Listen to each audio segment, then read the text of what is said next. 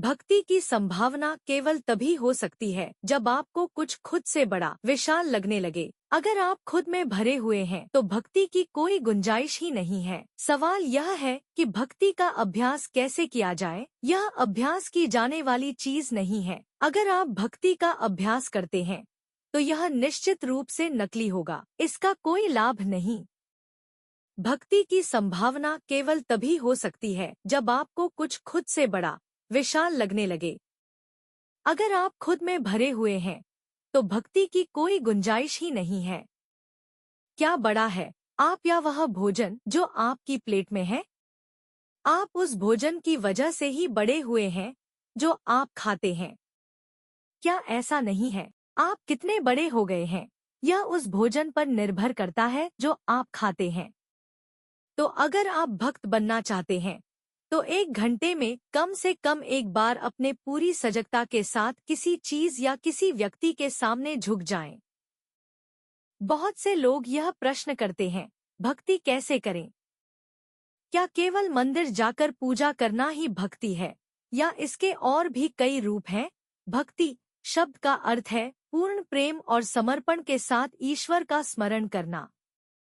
शास्त्रों में भक्ति श्रीमद्भागवत महापुराण में कहा गया है कि कलयुग में भगवान को पाने का सबसे सरल मार्ग है नामस्मरण और भक्ति। गीता में भी श्री कृष्ण ने कहा, भक्त्या माम भिजानाति, केवल भक्ति के द्वारा ही मनुष्य मुझे प्राप्त कर सकता है। भक्ति के प्रकार। नवादा भक्ति। शास्त्रों में भक्ति को मुख्यतः नवधा भक्ति 9 प्रकार की भक्ति में बताया गया है।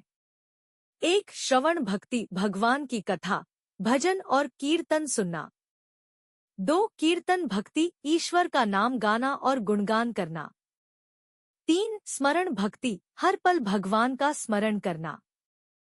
4. पादसेवन भक्ति, भगवान के चरणों की सेवा करना। 5. अर्चन भक्ति, पूजा आरती और पुष्प अर्पण करना।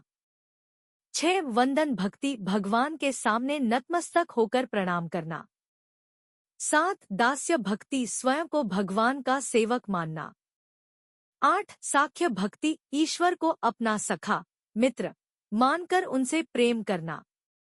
9. आत्मनिवेदन भक्ति, अपने जीवन को पूर्ण रूप से ईश्वर को अर्पित कर देना। इनमें से कोई भी मार्ग चुनकर भक्त ईश्वर की कृपा प्राप्त कर सकता है। भक्ति कैसे करें?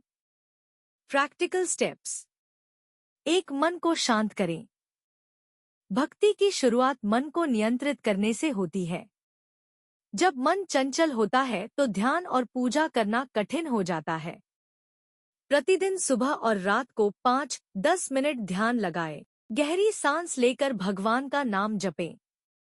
2. नियमित पूजा करें। नियमित पूजा और प्रार्थना से मनुष्य का विश्वास मजबूत होता है। घर पर दीपक जलाएं।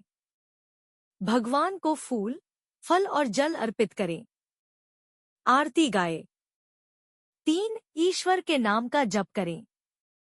नाम जप सबसे सरल और प्रभावी साधना है।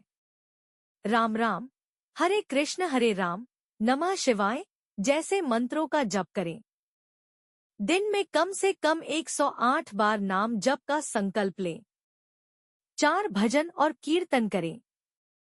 भजन और कीर्तन से मन प्रसन्न होता है। मोबाइल, टीवी और इंटरनेट पर सत्संग और भजन सुनें।